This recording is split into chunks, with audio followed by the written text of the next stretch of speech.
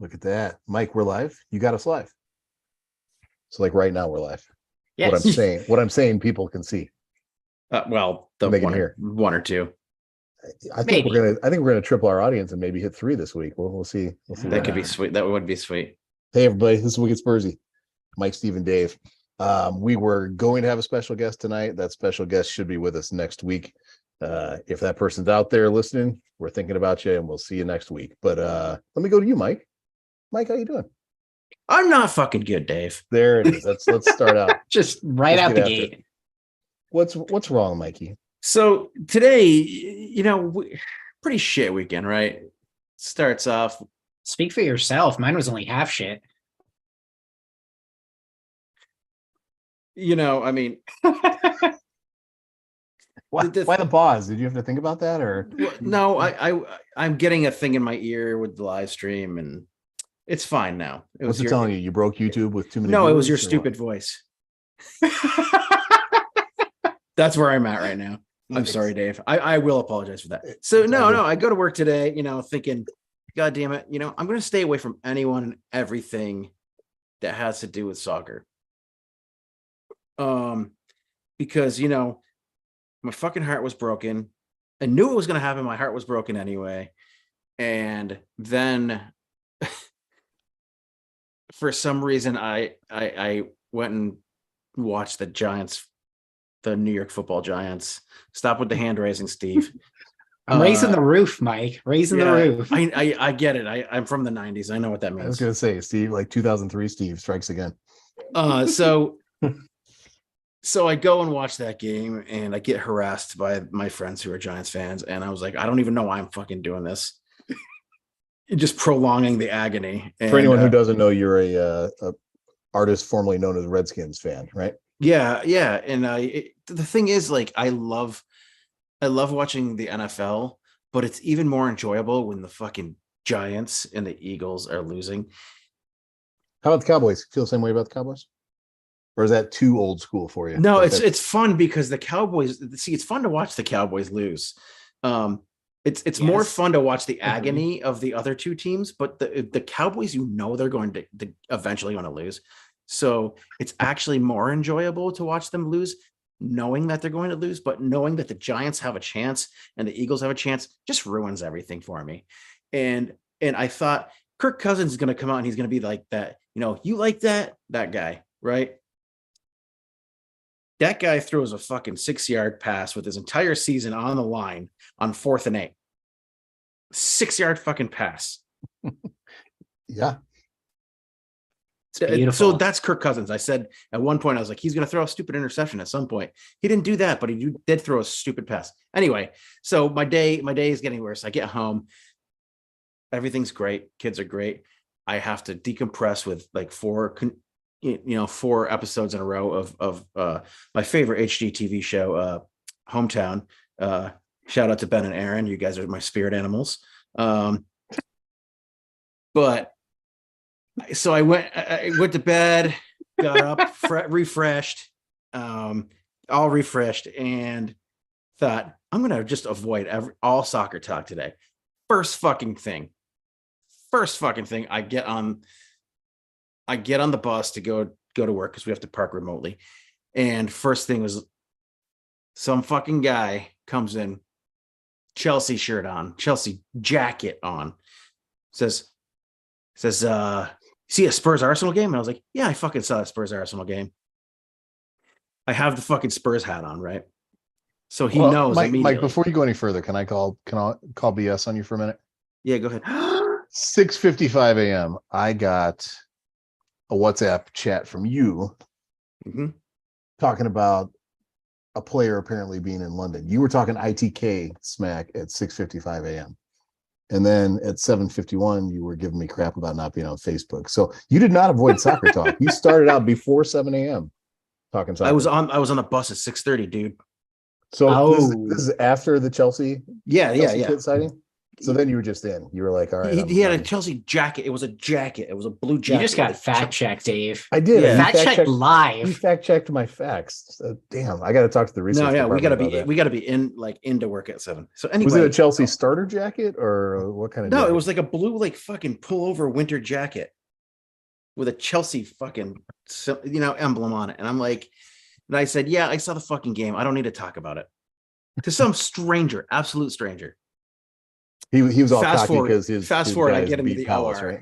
I get into the OR, and like some sort of goddamn, I don't even know. I don't believe in jinxes or luck or any of that shit, but something fucking mystical happened where I got stuck in 3 consecutive cases with the same med student who turns out to be a gooner.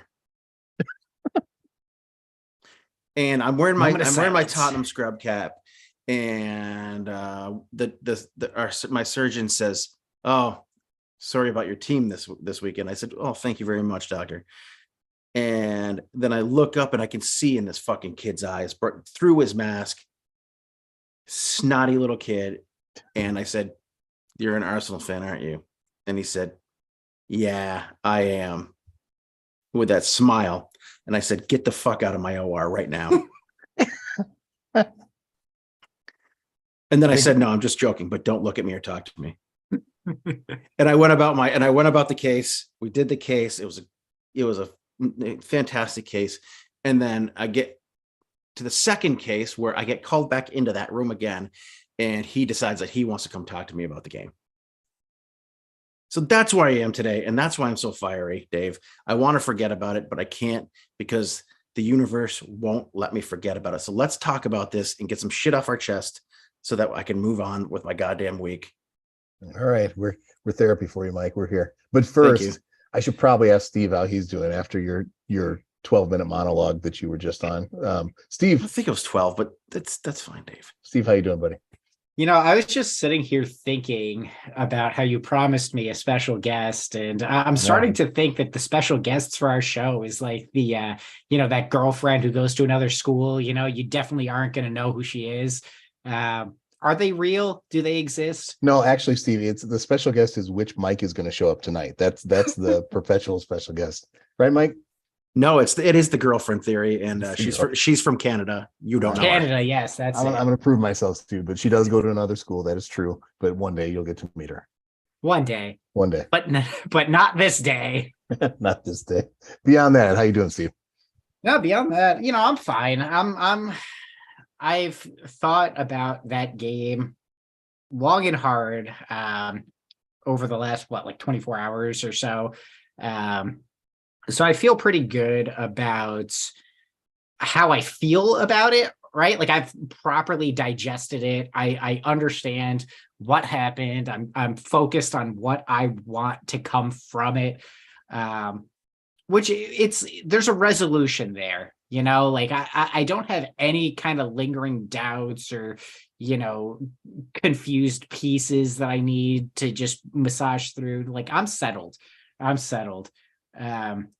And I think part of what helps me settle is watching another team perform on the very same day, a team that has been absolute dog shit for the last decade or so, finally pull off a fantastic playoff win.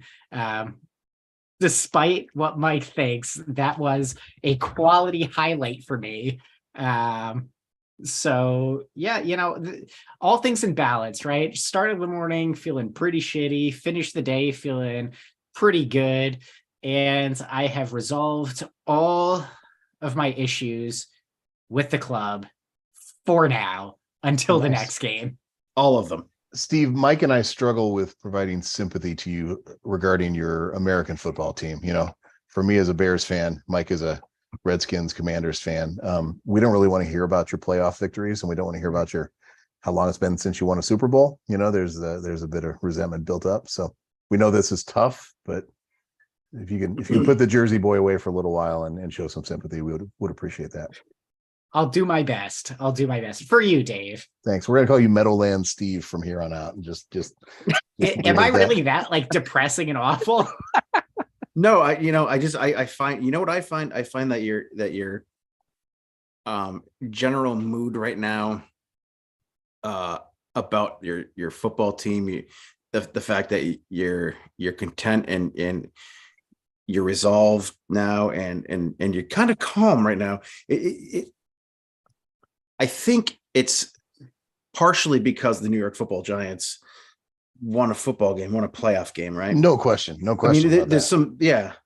So but there's another you're replacing your sadness and your generally disappointed nature in our club, with something else. I mean, that doesn't help your depression, Steve. But I think replacing Mike, the pain with something there is another piece to it. There is another piece to deal with it. That other piece being that we have corrected the shift, the schism that we saw last week, and my prediction came true. I knew that was coming. I did. So all is right in the world again. Just a flashback. I predicted a slow start and a win. That was wrong. Mike predicted, draw most likely, and Steve predicted the chaos that ensued. But Steve, I also want to acknowledge, listen, you're an analyst, right? Like, so to hear you say, yep, I've thought about what happened, I've figured it out, I know what I want to see next. Like, that's just who you are in your core. So I can understand. I can understand that, plus the Giants. Steve, the world makes sense to Steve right now. I guess would be how I also spent all day with a 2-year-old, which, I mean, it's fun. 2-year-olds are incapable of being cynical, depressed, narcissistic little shits. They're just two. Like, everything excites them. So it's a good day. Fair. All right. Hey, Mikey, let's let you crack this one open first and get things off your chest. So, where are you with our club and what you saw yesterday? What do you think? So, I do want to say that, like, I think we followed the same trend that we typically follow, that we've been typically following this season. The trend being that we kind of start, we've actually been on the front foot for the first 10 minutes of most games, after a string of really, really slow starts. Then once we get into the game, we fall apart at the end of the first half. Kind of same thing happened this time. And then we played really well, actually, in the second half. We had some chances. We had more chances than they had. We had the ball. I think it was somewhere around 61 or 62% in the second half. So we had quality chances that we just didn't have in the first half. And for Conte to say that he was pleased with that performance, I don't know where the fuck he's coming from, but I could tell you that I'm pretty angry with Hugo. You don't say. But I'm angry. I'm not angry. I'm angry with the fact that he can do better. He is better than this. He's better than he has been. Maybe it's his age, but I'm really actually more disappointed in Hugo. I'm really angry at Conte for putting Hugo into a situation that he was never going to win. Right. Here's a question for you, Mike. While we're on the subject of Hugo, do you think part of that has to do with losing in the World Cup final just a few weeks ago? Like he's lost some confidence? Possibly. I don't know. I think it's something that's been building for a long time. He's never been great with the ball at his feet. He's never been great with his distribution. He's a great shot stopper. We know that. And he's lost a step in that. But what happened may have been a little bit of a freak thing with that Saka goal. But that second goal was fucking inexcusable. Absolutely inexcusable. Hugo should have gotten rid of the ball to one of his center backs earlier. It could have been a rollout. It could have been a pass to the side, to either side. Mm-hmm. Instead, he hesitated for way too long, and then he just got freaked out and booted the fucking ball up the middle. Had none of his midfielders were in place. Allowed Odegaard to just do whatever the fuck he wanted. He was like jogging forward and then just took a shot. And the dude wasn't prepared for it. With a wide open field in front of him, Hugo wasn't prepared for it. So I don't think maybe it's a confidence thing. Sure.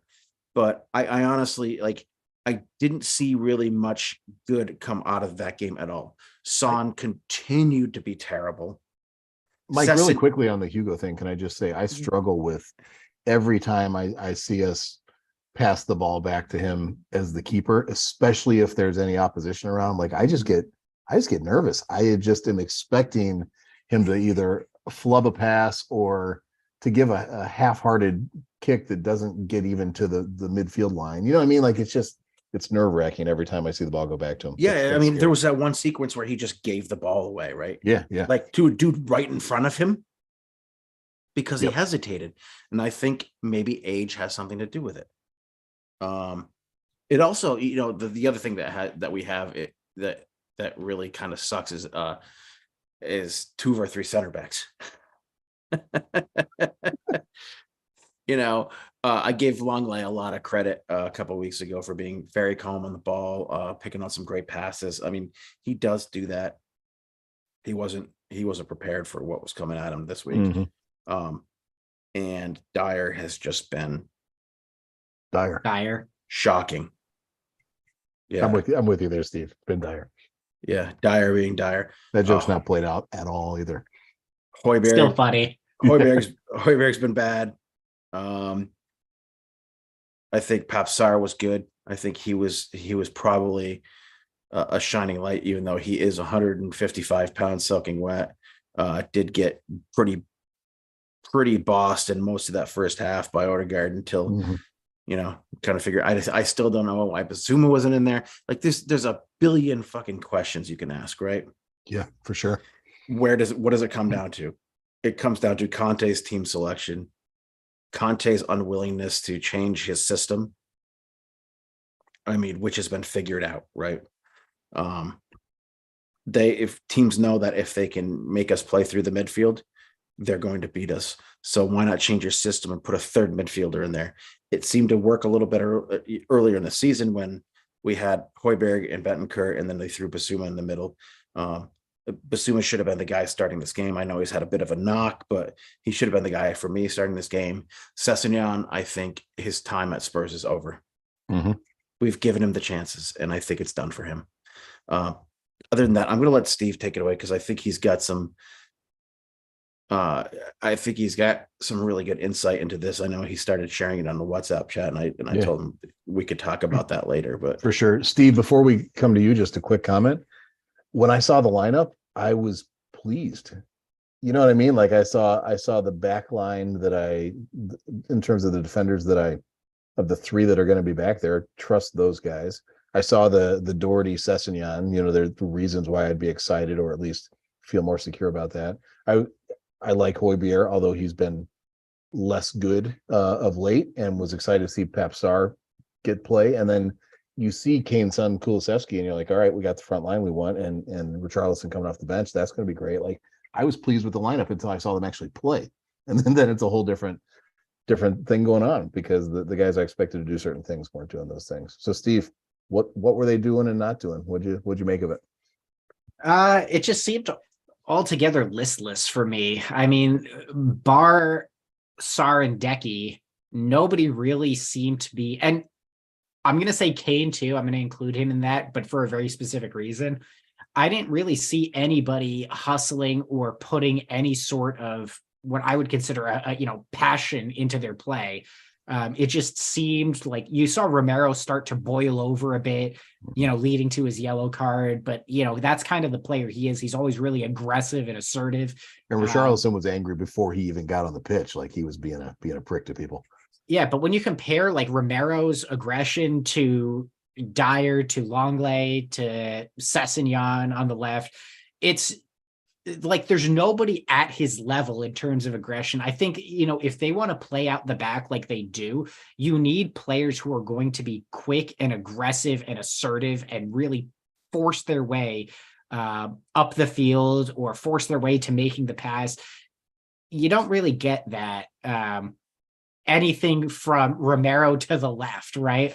Doherty was serviceable. I don't really have any problems with the right with how they played. I thought Doherty did his job.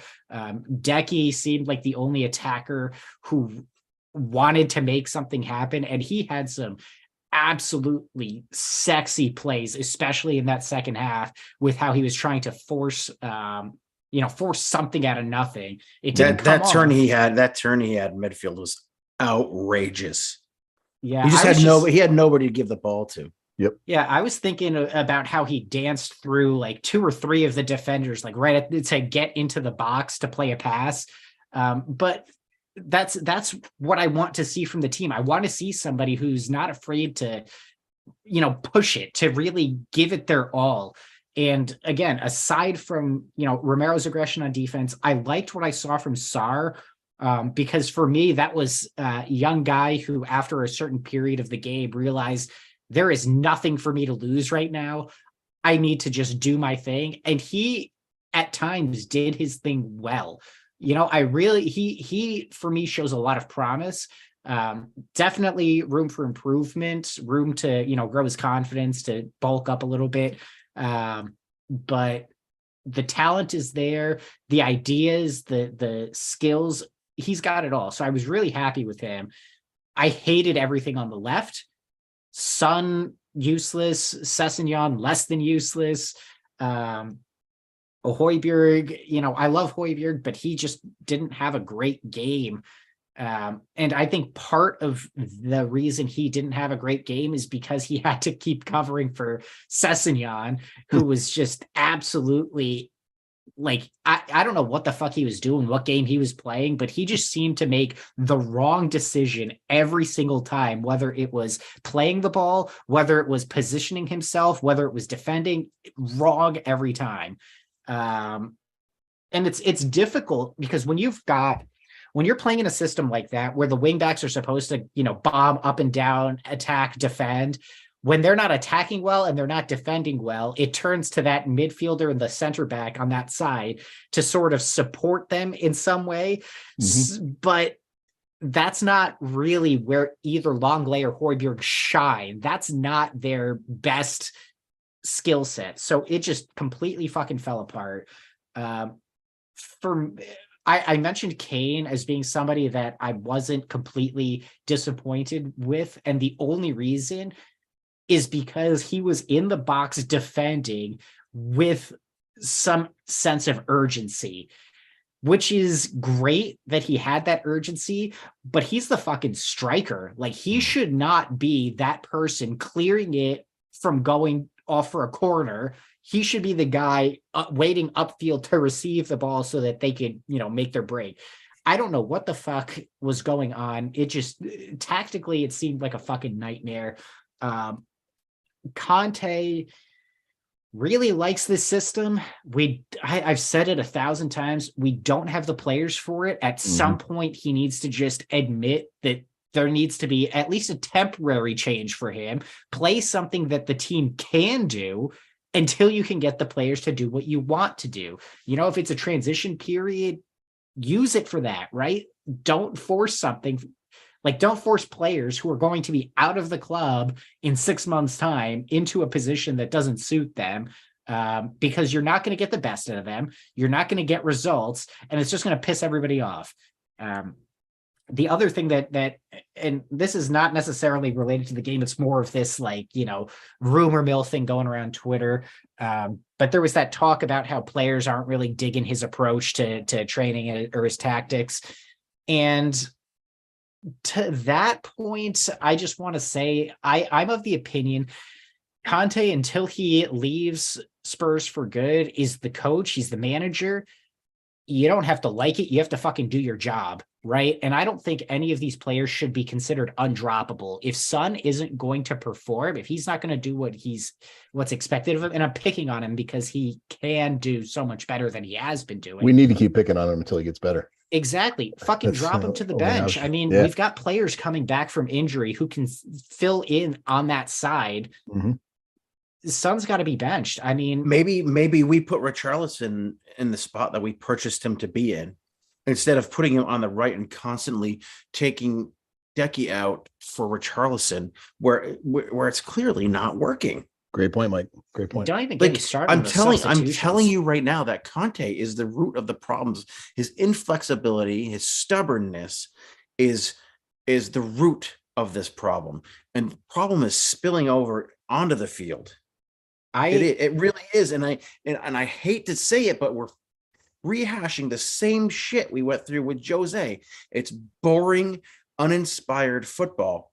And it was great when it was working last year because people weren't used to seeing that three in the back. It wasn't a widely used system in the Premier League, and some would say that it probably still shouldn't be. It's an old, antiquated system that doesn't work anymore, and that's the problem with bringing players, and that's probably why we haven't seen any players brought in, because there's so few players that are able to play in that system. And when Conte finally leaves, we're going to be fucked if we don't find a coach that will stay with that system and coach the players that were bought for that system. I'm telling you right now, Conte needs to go. I'm Conte out. Quick question, though. Quick question. I know I'm being reactive. No, that's the point. Some right? of the fan base. I mean, I'm not jumping onto the fucking field and assaulting players, but I'm not that at that level yet. I just want to argue with your when Conte leaves, we're screwed mindset. Tell me which players we've bought. And I'm not saying that every player we've bought since Conte's been here has been one that we love and should stick around. But Bentancur and Kulusevski, we love, right? Are those Conte players or are those just great players? Longlay's alone. Like, who have we bought that we're going to be saddled with? I realize if we spent $100 billion on this particular window, maybe we're talking a different thing, but we're not saddled with anything yet. What do you think on that?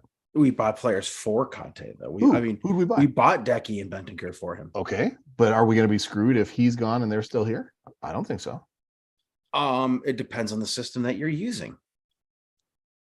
I mean, is Bentancur as creative a player as like a Potter or a Pochettino system would require? We don't know. We haven't seen him have to be in a role where he is the creator. He has played that in that role, and he's learning how to do it. But you can't tell me that Conte's made any of those players better that came in. Basuma was specifically bought for his system. He's not even fucking using him. And when he is using him, he's not using him for the purpose that he bought him for. So if he leaves, are we screwed with Basuma? It depends again on the system. I think that Basuma thrived in Potter's system. I think he would thrive in Pochettino's system. I honestly think that anything where you have a 3-man midfield, Basuma will excel. I don't know. I think Steve probably has thoughts on it. Like I said before, like we said last week. That's Mike's way to say I'm done with this one, Dave. I love a good. No, I don't want to. I just don't want to dwell on it. Like this is the same bullshit that we've been going through since Pochettino left. Yeah, manager after manager after manager. Except we didn't bitch about Ryan Mason. Well, we didn't have long enough to. But I guess he only lost one game. Not fair. I just want to make the point when Conte leaves, as currently, it's a win. As currently constructed, I'm not that worried about being saddled with a bunch of Conte players who can't play in another system. I mean, there may be some, but I'm not worried that it's this big pervasive problem. The guys that are problems for us are the guys who've always been problems for us. The ones that don't perform and make stupid mistakes are the ones who always have. Like, that's more my concern than the players we brought in recently. Steve? My concern, and I shared this with you guys earlier, is that I'm not convinced that the Spurs hierarchy has an idea for what they want long term. What I'm seeing is a lot of short-term, win quick approaches to try to maybe maximize the waning years of the players that we had from, the Pochettino era when we were performing really above where we all, in all likelihood, should have been performing. It just feels like we've got that core, we've got the Kane, the Son, and Levy's and the board, they're just making these decisions to try to get something fast out of the team so that those guys can have a trophy to their name.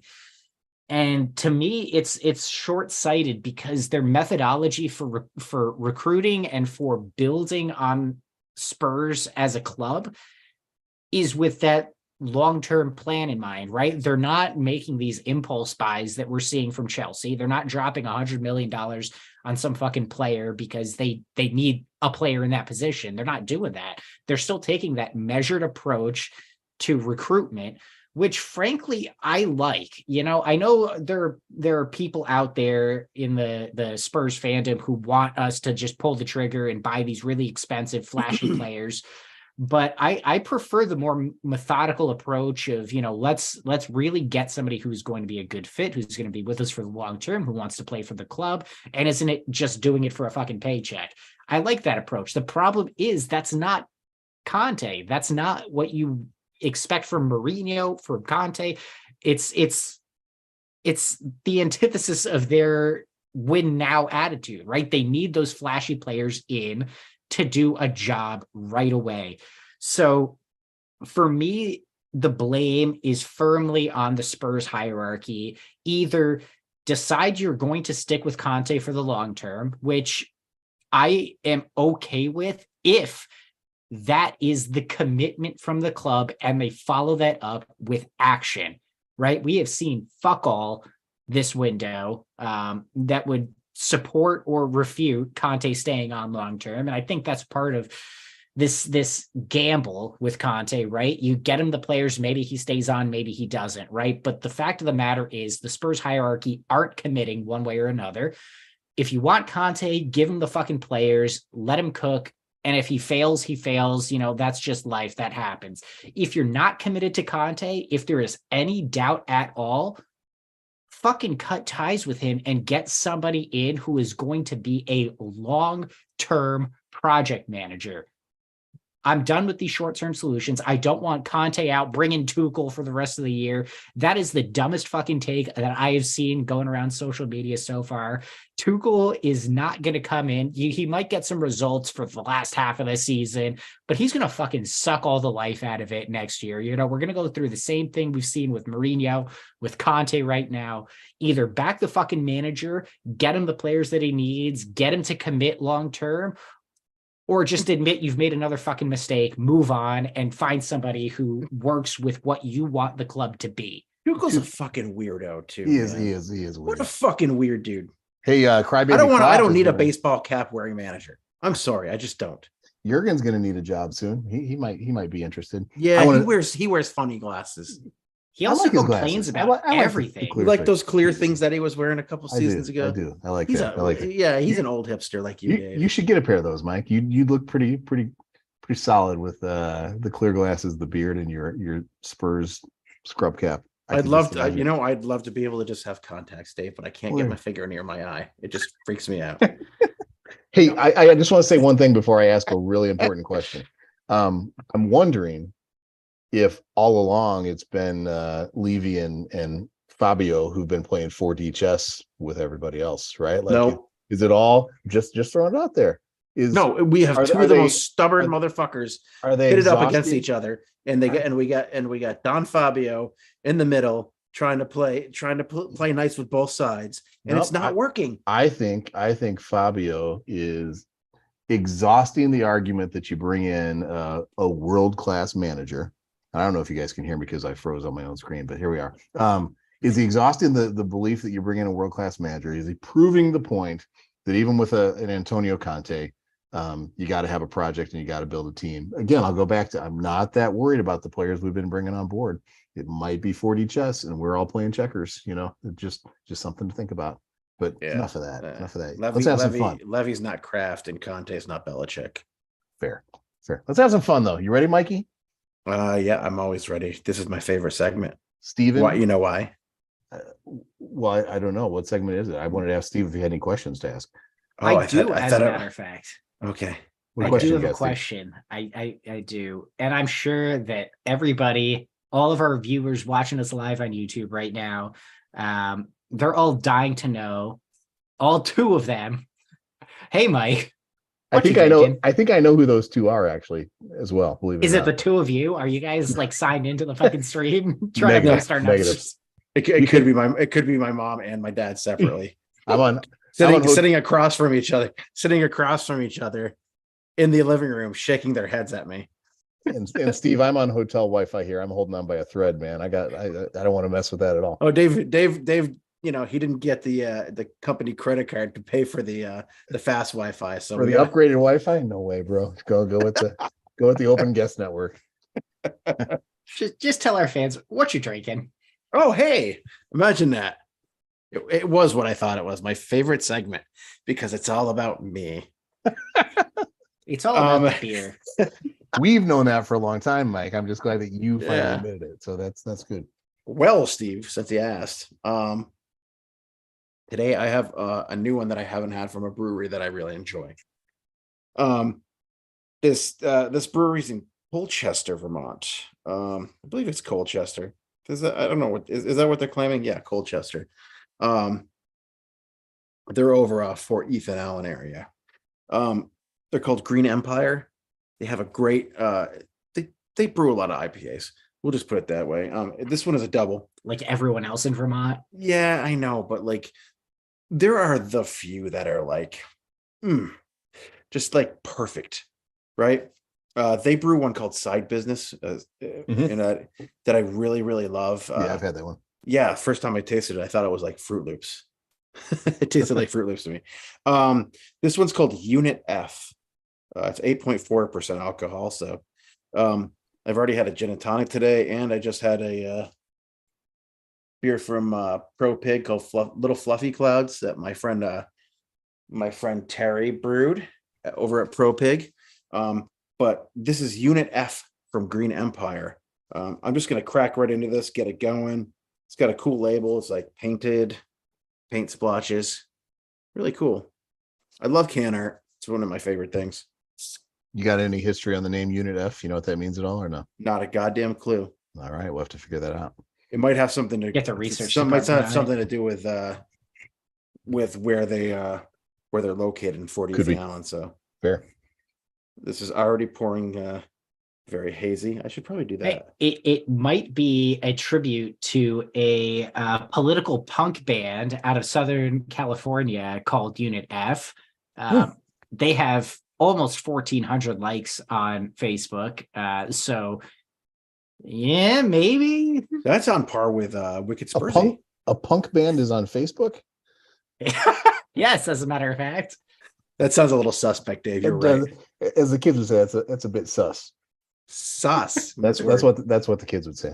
Oh, With man, this smells songs really such good. as Human Zoo, Bad Monkeys, and It's Okay.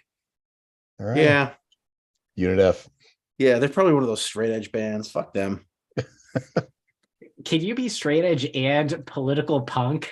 Does that Sure, work? again. I mean, sure. Why not? I think there's a segment of the punk the punk bands that are all like straight edge. There were Straight way edge back kids. in the day. I wouldn't even know anymore, but yeah. Yeah, right. I know way back. I think the when. Misfits were part of that, right? Was Yeah, it was I it the believe so. Misfits or Bad Religion? Not Bad Religion, definitely not Bad Religion. But anyway, Bad company. Dave, do you feel like making love? Jesus Christ! No, this beer Please tell me that's the song that goes with this beer. That's what I want to hear from you tonight. It's absolutely not. I don't have Dave's insistence that I've already picked the song is incorrect. We'll see. I'm still stuck on this band. Their About Us page is just a picture of them and their names. That tells me fucking nothing. Do they look like regular dudes? They most certainly do not. Well, one of them kind of does. Or are they rest of trying them- too hard to be punk? So one of them looks like a normal dude. The others kind of look like, they've hit their 40s, 50s and are clinging on to 80s punk rock. All right, so as now- if their lives depended on it. So that's why they're on Facebook. All right, now we understand that. That's good. Mike told me today I was the only Gen Xer who's not on Facebook, which may be true. And I responded to Mike that my mom is on Facebook. So that's why I'm not The greatest generation. the greatest. No, that was their parents. Oh, right. She's a boomer. She's a boomer. Yeah. Dave's pretty close to being a boomer. Is that so? Still in my 40s, I'll remind you. This beer is really fucking good, guys. Great. Oh, we're great. talking about beer. That's right. That was fantastic filler while we gave Mike a chance to kind of collect his thoughts. I drink half of that fucking thing while I collect my thoughts. Look at this. I drink not half, but a good portion of it. Nice. All right, talk to us about it. What do you got? The beer's fruity. It's got those great notes of citrus, a little bit of pininess at the front, like some spiciness that I really love at a double IPA. You can tell that it's high in alcohol. It's hot. But it goes down smooth. It's got a good fizzy bite to it. The lacing, I don't know. Are we still talking about lacing in 2023? If it's sexy, we're talking about lacing. What do you got? It's not as sexy as one might want or think. Is it soapy? Is it biscuity? Come on, I mean, give us something to work with. No, How many fingers? There were at the beginning when Steve went on his rant about a Facebook punk band. There was a good 2 fingers. Two solid. 2 finger. Yeah, I think anywhere between 2 and 3. Soapy head. You're not in bad company.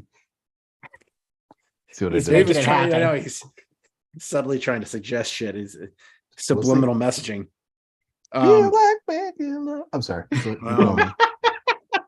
We got Dave singing. Boy, God. You know what? This turned from an angry pod to we're gonna have some fucking fun with it. It's therapy. I'm telling you. This is why It's always been, isn't it?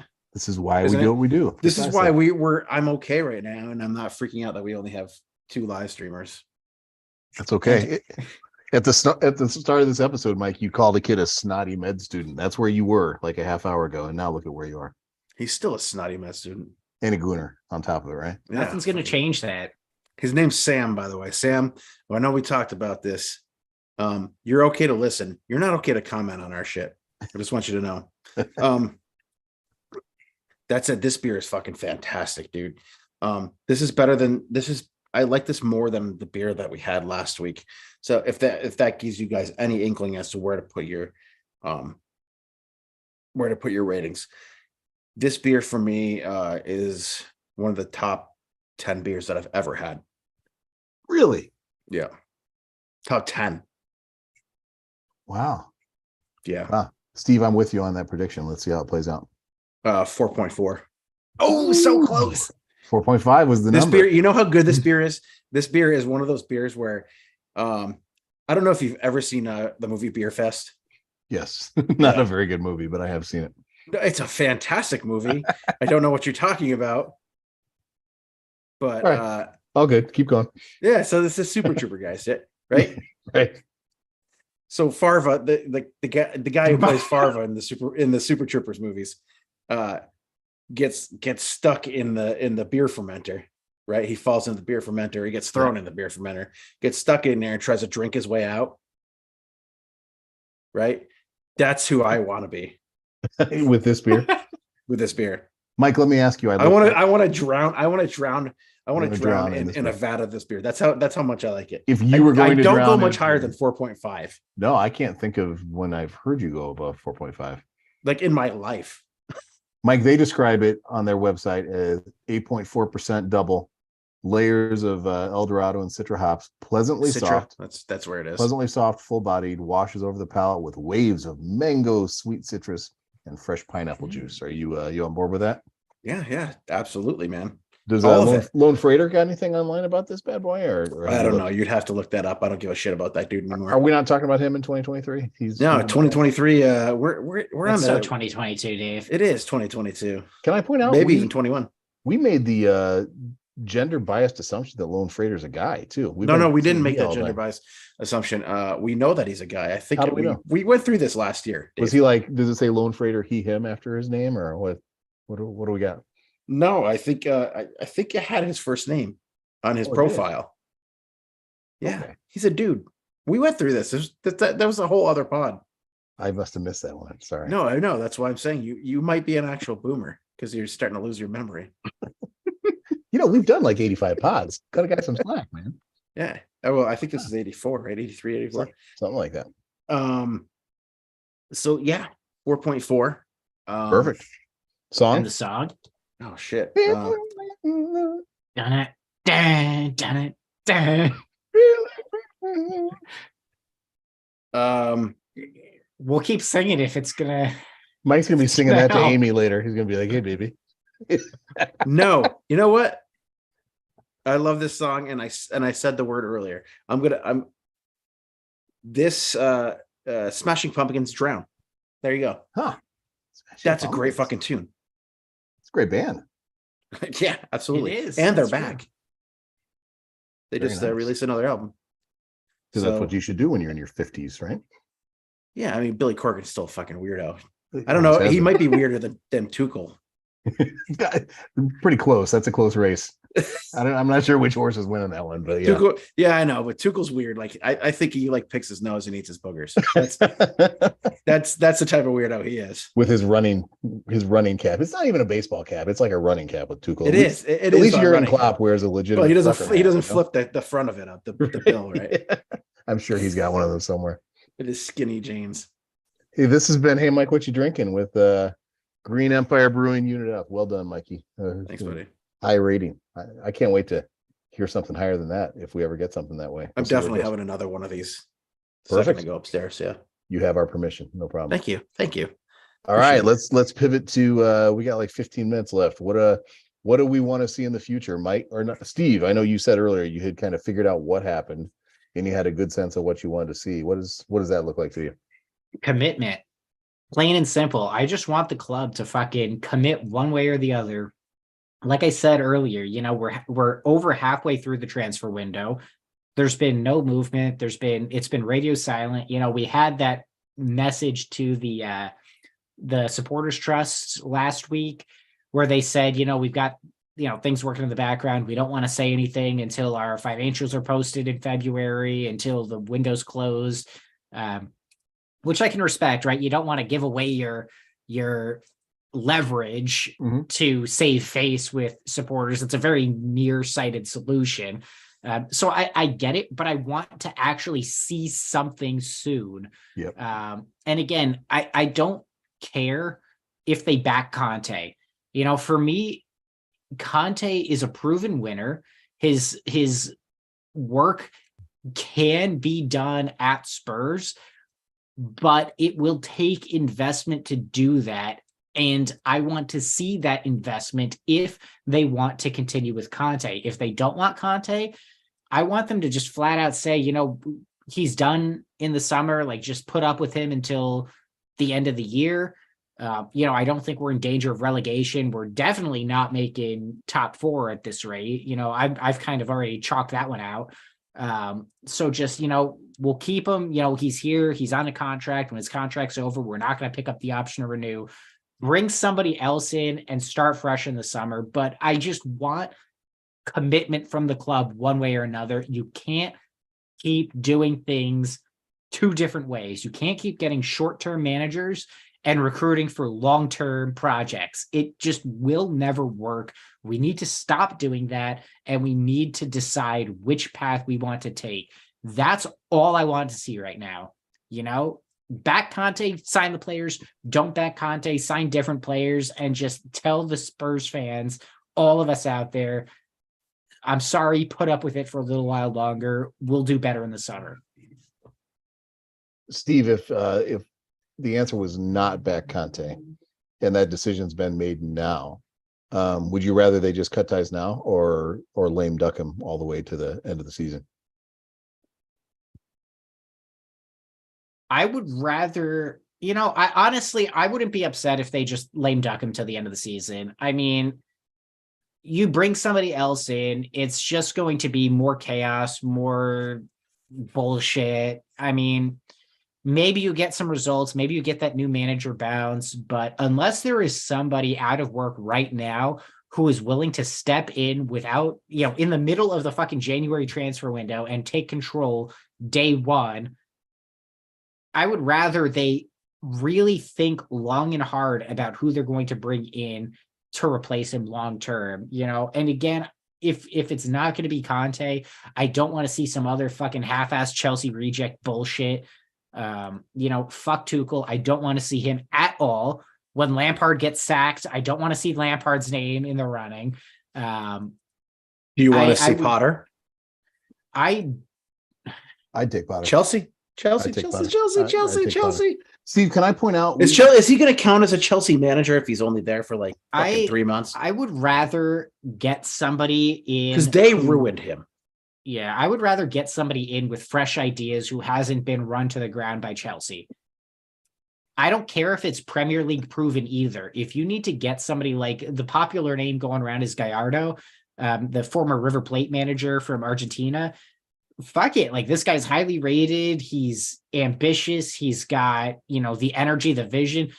Build a project around that dude. If it works young, out, exciting great. Argentinian manager. Imagine if he fails, getting a guy like that. At least you tried something with the intention of doing something in line with the club's vision of playing attractive, attacking football. If it fails, you tried, right? But stop it with these fucking Chelsea reject defensive bullshit managers if that's not the direction you want to go. If you want those results, if you want to be a more defensive team, if you want to get these sort of results-driven managers, then shut up and fucking back them. Get them the players. Stop pissing around over, 5 million, pounds here and there for transfer fees. Get them the fucking players. Keep them happy. And take that approach, but commit to something. That's all I want from the Spurs board right now. Commitment.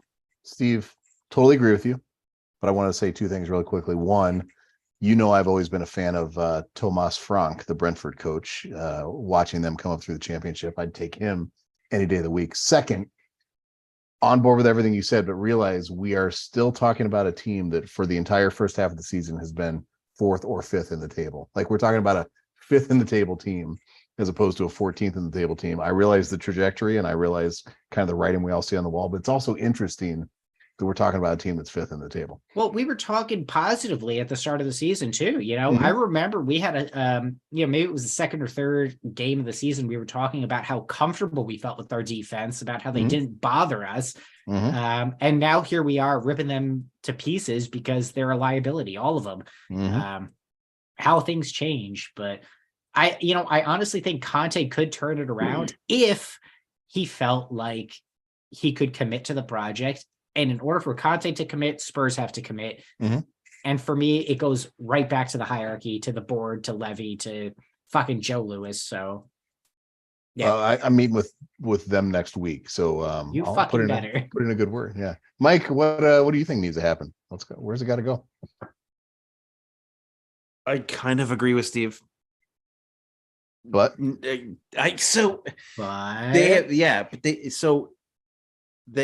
Conte aside,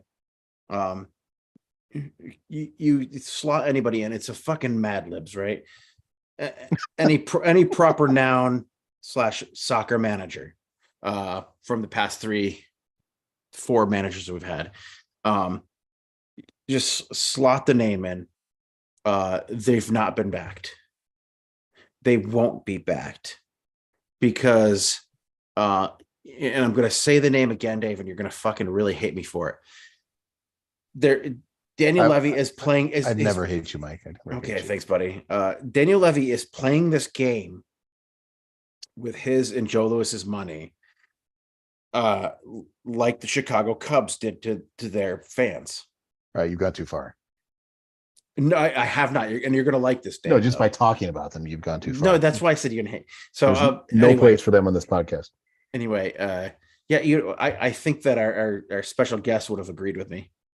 Or maybe agreed with you. I don't know. Either way. That person might agree with me. That would be an interesting question to ask when the time comes. But like I said, she goes to another school and I just got to see if actually, you know what? Here's a better, I won't say the Chicago Cubs because the Cubs owners for years and years and years put out garbage year after year after year. True. Never invested in the team, never invested in players until they took a Red Sox general manager, right? And then invested in players in the team, right? And brought up some youth players and said we have to rebuild our minor leagues and blah blah blah. But so here's a different analogy. So There was a documentary made years ago about my favorite band, Fish, and You like fish? there was a review. Yeah, Smoked salmon. there was a review written about Fish fans that Trey Anastasio read out loud to the cameras of this documentary that was following them around, and that it said Fish could piss into the ears of their fans, and they would happily lap up the piss. Right? You can't really lap it up if it's in your ear. But that, I mean, that's what's happening, right? Is that this Daniel Levy and Joe Louis are happy to give us a nugget here and there, a player here and there. So they spent a little money. They spent a lot of money in the summer to give Conte what he wanted, but they're happy enough to just spend as little as possible because they know that fans are going to continue to come to games. They're going to continue to buy shirts. And the reason that Son is still there and they haven't sold them is because they have the Asian market cornered, right? They're selling a lot of jerseys. They are. They just are. So I don't expect the board to change, right? And whether we want them to do one thing or another, what they're going to do is what they've always done, is they're going to give the manager a couple little nuggets here and there, and then the manager's going to be happy for a little bit, and then they're going to piss the manager off, and then the manager's going to be pissed off, and he's going to say things in the press. And it happened with Mourinho, it's happening with Conte. Pochettino toward the end got really fucking strange, right? He did get weird. Yeah, talking about houses with no furniture and all that kind of thing, right? Yeah, right. Yeah. He was like not wrong. It's true. And he was begrudgingly like kept throwing out Winks Sissoko, and he was running that diamond. He was running that diamond that he knew wouldn't work. Like, but he wants to come back too. Like, explain that. Maybe that's a whole other conversation. He wants to come back. Managers are going to constantly, as long as Daniel Levy and Joe Louis are in charge, are going to constantly clash, because they're never going to give any manager, no matter the system they run, no matter the players they want, what they need to succeed. The thing is, these managers, and I've said it before, are managers. They have to take these players, make them better, and manage them and turn them into what they need. Especially some of the young ones, right? He hasn't made anybody better, and I said it earlier. Conte, he's the coach. He has to work with what he's got. And if he wants to be a coach here in the future, he has to understand that Daniel Levy's going to give him a nugget here and there, but he's not going to give him everything that he needs, because Daniel Levy does not like to spend money. And it's got nothing to do with a lot of the vitriol and the racist shit that has been said about him online, and even through some of the press. It has to do with the fact that Joe Louis and Daniel Levy and Enoch don't like to spend a lot of money on their soccer team, right? They just don't. So what I would like, and this is going to be my final thoughts for the night, but what I would like to see Tottenham do is, and it's going to be hard, and it's going to be what Pochettino always said, and like I always said too, is like, I still don't think Pochettino's walking back through that door, but no matter what the fans want. But that painful rebuild, I want us to go through a period of 5, 6, 7 years. Fucking set the house on fire if you have to. Sell Harry Kane, sell Son, at least. Yeah. Sell Son, because you know what? It happened up the road from here. Nice house. They had a fire. The whole place burnt down. They rebuilt it. It's beautiful now. What you have to do is do what, and it's going to be painful to hear this, guys, do what Arsenal did. Be bad for 5, 6 years. Steve almost threw up in his mouth. I saw that. Yeah. I don't disagree at all. I'm sorry, I'll say it. 5, 6 years. You know what? And Arteta weathered the storm through 3, 4 years of Arteta out, right? And I still don't think he's the greatest manager in the world, but what he's done is he's gotten his team behind it. He's gotten his team to play the style of soccer that he wants them to play, and it looks fun, and the players are having fun, and they're young players, they're unproven players that he's throwing in there and giving chances to, right? Mm-hmm. You have guys like Martinelli, you have guys like Smith Rowe, Saka, like all homegrown guys, right? They bought guys here and there, Partey and Rapist. yeah, and Ben White and Tomiyasu, and they've built that way too, but they've mostly signed young players and brought them up and taught them the system over these 4, 5, 6 years, where they were just waiting and waiting and waiting. And I hate to say this, but they were fucking fun to watch the other day. Yeah, For a fan of a fucking team that we are conditioned to hate, on the other side of North London, on the blue side of things, I wish we had done that 3 years ago when Mike, Pochettino said it needed to happen. I'm going to piggyback on your closing thought, and then Steve, coming to you. And that's it for me. But yeah, for me, one of the most enjoyable parts about being a fan of a sports team is when your team is on the come up, right? It's when your team is building towards something, and there's the energy and the excitement that goes along with that. Let's be honest, for any team at any level, to be at the top and stay on the top is an excruciating experience for everyone, right? For the athletes, it's stressful around the corner because everybody's always bringing you their best. As fans, anything short of excellence is always viewed as failure. It's really hard to be on the top. And if we're honest, even look at teams, I think City is a unique exception somewhat, but look at Liverpool. Liverpool, yeah. You get that build up, and you're going to get that era of peak, but going down doesn't feel good. And happened to United too, right? Yeah, that's the natural cycle of how that stuff works. Teams like Leeds ended up in the championship, right? Precisely. To me, I would much rather see everything torn down to the studs and rebuild. I mean, obviously, we talk about them not liking to spend money. They've spent money on things that are longer term assets and not player based, right? Like they've spent money on the training ground, they spent money on the stadium, they spent money on the marketing, all that type of stuff. So I'd love to see a rebuild with the construction that we have. I'd love to see a 5, 6, 7 year process, as long as I had something exciting and positive to look forward to. That's fun for me. We had that under Pochettino, though. That happened under Pochettino, and it reached that crescendo. But you know what? We collectively, the club, thought we were too big too soon. I've talked about this before. I remember the other big Spurs. You lose guys like Kyle Walker and Kieran Trippier and Christian Eriksen through that process, right? But I remember the other pod saying we're a huge club, we're a massive club now. No, we weren't. We were kids that were overperforming with old guys that were burnt out. Like it was just that was a bogus exercise, and a whole lot of luck that Lucas Moura hit what am I trying to say? A hat trick. I almost said track meet. Fucking legend. Fucking legend. You know what I mean? Like it's just it was a wonderful stretch, but it was bogus. It was totally bogus. It was too much too soon, and then kind of put us in the position we're in right now, I think. I mean, it's Dele Alli, it's Harry Winks. It's like guys who blossomed and peaked too early. Kyle Walker, Danny Rose, just think of it was Toby and Jan.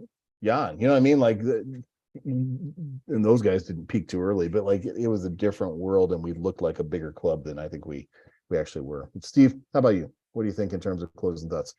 I think you're right, Dave. I think, we see short-term results as an indication of where the club should be.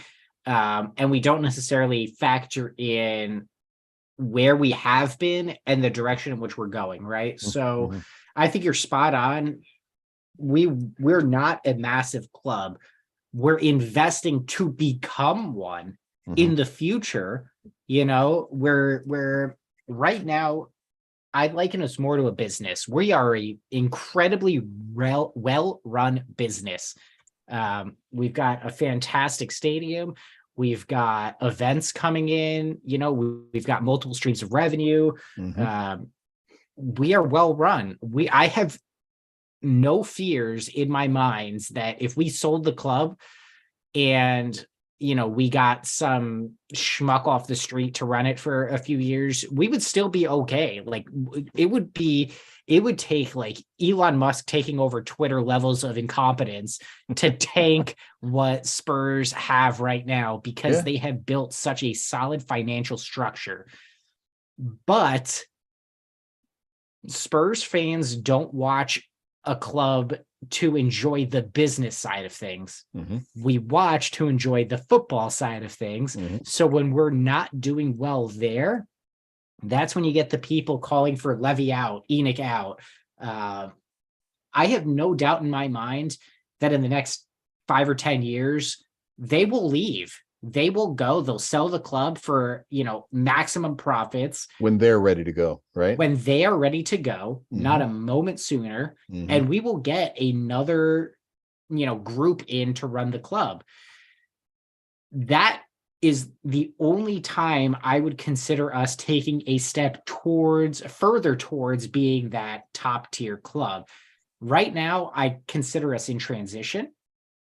I think we will continue to be in transition until we stop making these short-term solutions. We find that project manager, we build something that is sustainable, that will get us into that position where Enoch will inevitably sell, and we get a new group in to take the club to wherever they want to go, whether it is the pinnacle of the league or just completely burn it to the ground and we end up in the fucking championship, whatever that looks like.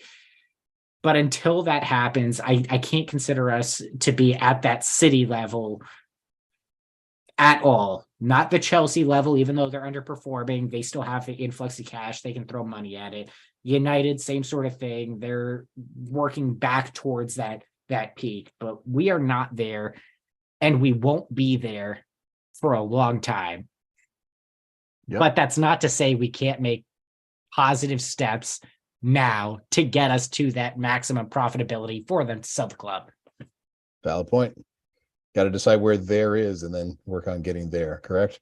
And that's why Steve goes last. That's right. That's right. Hey, it's a fucking closer, man. Gentlemen, nice little therapy session tonight. See, none of us are angry. None of us are seeing red anymore. Get that? We had it out. We heard from each other, and very, very nice. And to our live stream viewers out there, we love you. And to our listeners, we appreciate you and are thankful for you. Steve, as we wrap up, what would you like to say to people? Don't be an asshole.